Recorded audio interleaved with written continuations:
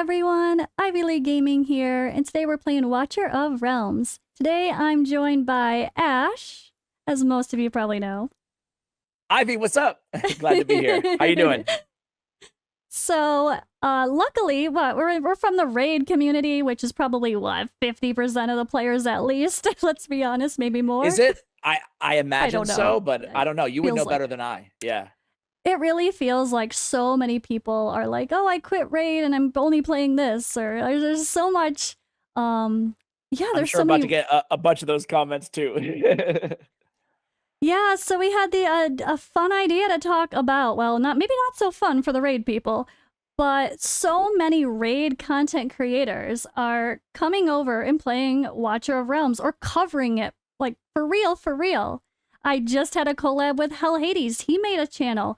Now you're making a channel. Like everyone, and Cold Brew did. Mac Wait, I think Boomer plays. I think Mac Chan even plays. Like, there's so many random content creators from Raid that are just popping up here and there. So, what's going on, Ash? What is up, Ivy? Well, first of all, I got to thank you, like massive, not just sucking up because I'm on your channel, but we collabed, I think once or twice in our raid days, but you were a huge help to me kind of getting to know the game, right? And I'm sure my story is going to be a lot similar to all the other content creators that you've already spoken to about this, but I was paid to do a sponsored video on Watcher of Realms, played the game very minimally, and I kind of was shocked that all my to your point, all my subscribers and viewers were like, dude, I'm hooked on this game, play more, upload more. And I'm like, really? So that got me to play more. And then I got hooked on the game. So I can see the appeal. It's incredibly fresh. It's also kind of intuitive, especially if you did play Raid, And I don't know, maybe after playing a game Raid for 4 years, I'm not like quitting Raid or anything Get personally, but it just feels a lot more exciting. It's like that new relationship feeling. I agree. That's why after I quit Raid, I think most of the games I played, I only played them for a couple months. Like, I didn't stick to anything until Yeah. now. This is the first game that I've really stuck to that I feel like I'm gonna stick to long term. Because it is so fun to play something new and shiny. A new game would come out, I'd want to try it. And it was hard. Like, now everything has gone so well for me, Yeah. YouTube wise, that Congratulations, by the way. I, Yeah. yeah, it's just different. Like, from the YouTube side of things, like I told you, the RPM rates are better. That's so weird how much different advertisers pay for depending on their channel. Like, I tried to do an anime channel, and without style, that pays like $1, per 1,000 views. It's nothing. It's like, no, no. Yes, yes. Welcome to the diverse world of advertiser rates. It's so true. I remember when I started covering Raid, from starting out in Clash of Clans, then Clash Royale, and then to Raid. That was the first thing that jumped out at me was, oh my word, I can get 1/10 the views here and make the same amount of ad Exactly. revenue than my main channel. And it speaks to the value of the demographic that plays these games. That's a big part of it. I think that's part of the reason I plan to stay. As soon as it started rolling and the views were good, and I was like, Well, wait, this is crazy. It's like the truth.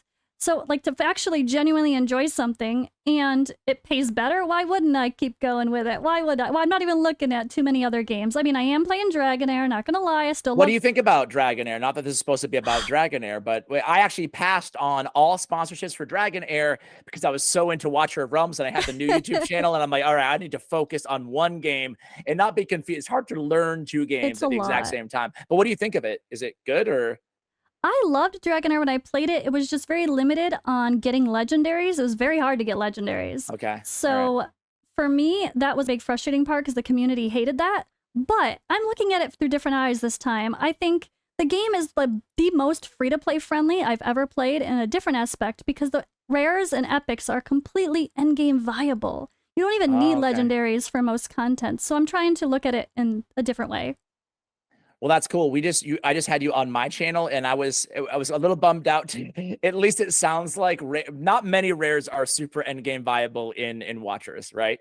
No, there's a few you can use There's a for couple. progression, but you're not Yeah. gonna like take them to level 60 and max them out. Very Raid-esque in that way, I would say. Maybe, Yeah. maybe, maybe worse. I don't know. But the gameplay itself in Watchers, I mean, I just feel like it's so much more strategic than any other offering out there for this genre, for like champion hero collector type games. It's just it just feels more rewarding, more strategic, more fun than watching your dude just do the same thing and against the same enemies wave after wave, you know? Was that what kind Yep. of roped you into this game early on, or what was it about you that really attracted you to this game?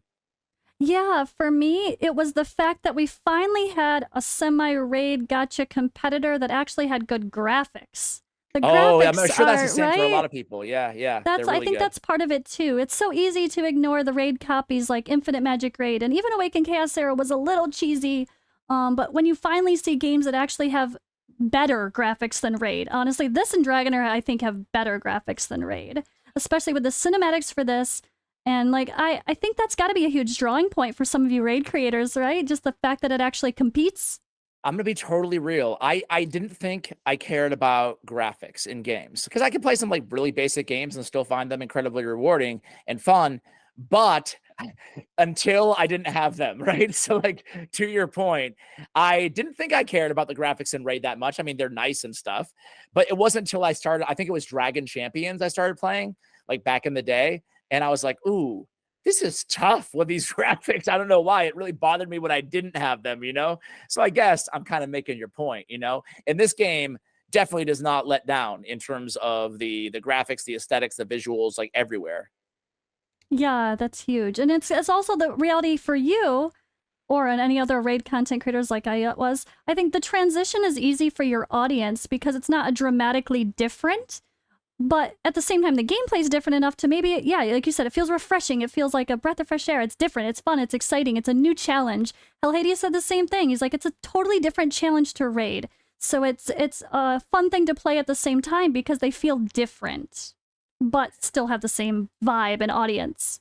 It's 100% the truth. And I imagine, again, to all the Raid players or former Raid players watching, I imagine everybody had the same experience of a lot of the hero upgrade, you know, like all that stuff. And even areas of the game like Arena or like the version of Faction Wars and Yeah. Pantheon. And I feel like you can draw those parallels easy enough and just pick up on everything. And then the gameplay itself, it allows you to actually have that just put most of your mental focus in the actual gameplay. And there's just something, for me at least, so rewarding for banging your head against the wall for like, I don't know, an hour or two or more, right? Days, some of these levels, these stages, and just resetting and trying different things and thinking to yourself, you know what, my heroes just aren't strong enough. And then something clicks. You try a new Mm-hmm. strategy or whatever, and you beat the Exactly. level, beat the stage. That little reward, like that time and effort and strategy, and then the payoff at the end, I just never felt it as strongly in Raid, you know? Not to say there's not a lot of amazing things about Raid and a lot of things I still enjoy about the game, but that was what really roped me in to this game. You know, that was the wow, I figured something out, and you know, using really just four different types of heroes, right? But utilizing them all in the proper way and just finding the perfect kind of mix and match. And I don't know, I just really, that was part of the thing that really roped me in and made me think that, you know what? I wasn't looking for a new game to play, Ivy, but I think I found one. And let's talk about this semi. If we say raid, there's a big elephant in the room called Primal Shards. Do you I've been play? watching your I'm not sure how videos. Oh, much I've you, been yeah. watching your. I don't play. I Okay, haven't okay. played raid in a year. All right, all right. I just still watch your videos when you have something fun because you're wonderful. Oh, thank you. But like I feel like every time they do something big, it creates a wave of players quitting every I time, and there know. could only I take so know. much. Views are dipping, aren't they? Is that part of it? Let's be honest. Is that part of it? Well, I think that part of it is that there's also viable alternatives like Watcher Yeah. of the Realms, like Dragonair, you know? Whereas in the past, to your point earlier, There was no there wasn't. competition. Yeah, Yeah. so they could do whatever the heck they wanted and they had us. Now it's like people are realizing there are other options out there. Primal Shark, I mean, it's tough. One thing that I would advise, like, you know, the developers of these games, you know, is really try to when they and so far it's you can tell me what your experience has been because you've been playing longer than I have. I've been playing for about 3 months, but the first like month or two were like fairly casually just logging in and doing a few battles and stuff. But it seems like even the events and stuff like that, I don't know, it may be the new player bias, you know, that new relationship bias in Watcher of Realms, but it doesn't seem like they're as predatory. You know, I've noticed the pop-ups are a lot less than Raid. They still have them, you know, but I think that it just feels a little bit less in terms of like the predatory monetization. And where Raid, it seems, unfortunately, I wish it wasn't the case, but it feels like they're going the other way. They're just ramping up a bit every single time they add something to the game, and it just gets grating. It gets to be a lot, even for somebody who is a spender in games, you know? Yeah, I have to. That was actually the exact next topic I wanted to transition into because I feel like this company listens, and I was shocked when they did. Moonton is a $4 billion company. Yeah. They don't need to listen to us. They're already making money. They don't even need to listen to us, but they do. So the 1+1 event that's happening now, this happened early on, but they did it as a very sneaky way. They surprised us one day after the start of a 2x event and didn't tell anybody. And so everyone already blew their shards. They pulled a Plarium. I was like, and I literally had a video Plarium move. where I was honestly in tears because I was like, is this over before it even began? I don't want to support this shit. Like, that was the truth. Like, I don't want to support this crap. I already dealt with it with Plarium. I don't want the negativity to continue. And we really put up a stink as a community. And they've not done anything even remotely like that ever since. They've been extremely transparent. This came out, you know, like the second the events start popping on the calendar, like a whole week ahead almost, this showed on the calendar. They didn't hide it. This is a surprise event that they did not surprise us with. They were very transparent. Everything they're doing, yes, they bait us with amazing events like this. It is a bait event. You want to get these 10x heroes, but I know you want it 2x too. Go spend money. Fine. But they're transparent. And that I really respect about the company so far, of them actually taking our feedback and continuing to be transparent and improving constantly.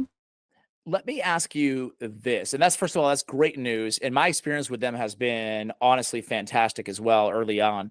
But I want to ask you this. Is there anything in the game in terms of resources that's just, there's no way to get it other than spending in Watcher of Realms? I'm not progressed enough to know the answer to that question. And I don't, what I mean is, to be more specific, like mythical skill tomes in Raid Shadow Legends, right? There's only one way to get them at the time of this recording, and you have to pay. That's it. You know, they're not a rare drop from somewhere. You just have to pay for them. Is there anything like that in Watcher of Realms?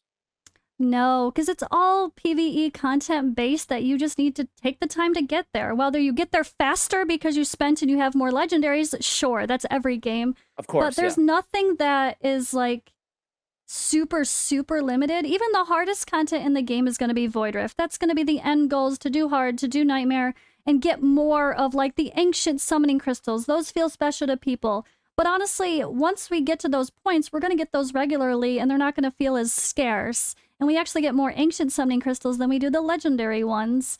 Of course, the ancient into raid sounds worse, but it's better in this game. I know, right? You got to recalibrate a little bit. Yeah. But I feel like the hardest stuff is everything is farmable. Like, how often is it going to happen for you RNG-wise? That might be a gamble. Like, the good rewards from Guild Boss, they're only going to happen so often. But there's nothing that you can't farm. Everything is farmable.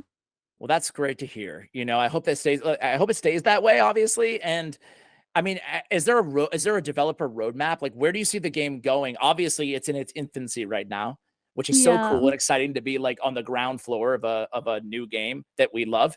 Where do you see it going? Have the developer been talking about, like, here's the next big update? Yeah, I mean, you can always see what's coming if you pay attention to the Forerunner server updates. So once you get into the official content creator like stuff and be tagged properly in the official Discord, you'll see there's a Forerunner server update, and that's kind of their testing ground. They released stuff, and that was the server before global launch. That was the pre-global server. They test stuff there before they release it. Like, they've been working on Guild versus Guild. And they've been taking people's feedback, doing surveys, changing things every week. They're constantly changing based on feedback. They're actually listening, and they want to know what to fix. It's not like Raid where they're like, here's an update. This is what it's going to be. We don't care what you say. We're never going to change it. It's not. It's the exact they opposite. They go, we would love your feedback. And then nothing ever happens. Yeah. But no, This is very encouraging. I'm like Yeah. knocking on wood over here and crossing my fingers that it stays that way because I don't want to be a rope-a-dope, Ivy. I don't want them to rope me in, but so far so freaking good. Like I'm really Good. excited. I'm really excited. And I will join the Discord and make sure that I'm up to date as well. Well, I know the community is extremely happy to have you joining us. I mentioned you the other week, actually. I was like, I have collabs with Ash coming, guys. He's coming, he's coming. And my chat just blew up with, oh my Oh God, we man. love Ash. It was Oh, the I feel most like a big wonderful. letdown now. I It was feel like I so, brought my no, A they're game, so you know? happy. Everyone's so happy just to have you playing the game. Trust me, That's you're a cool. very welcome addition to the community. You flatter So me all too of you much. raid Thank you. people, come on over. What's up, the M party over here? And the community is very positive, right? Come on over. So far, so good. I'm 2 videos in so far. Well, 3 once I upload ours. But so far, so good. Yeah. All right. Thank Well, you. I think Thank you that's for a the good kind place words. to wrap it up, right? I think so. All right. Well, if you guys haven't already watched, we did a collab over on Ash's channel, and we have a list of some more videos we want to do too. So there'll be more coming. So go give him a sub. It's his new channel. It's a baby channel. So Ivy going. coached me up. She told me all the things I did wrong on my account. So check it out, guys. And thank you so much again for having me. It's been a pleasure talking about the game, and I'm excited for the future. Awesome. Thank you for having, or thank you for, thank you for We know joining what you me. mean. Yeah. My pleasure.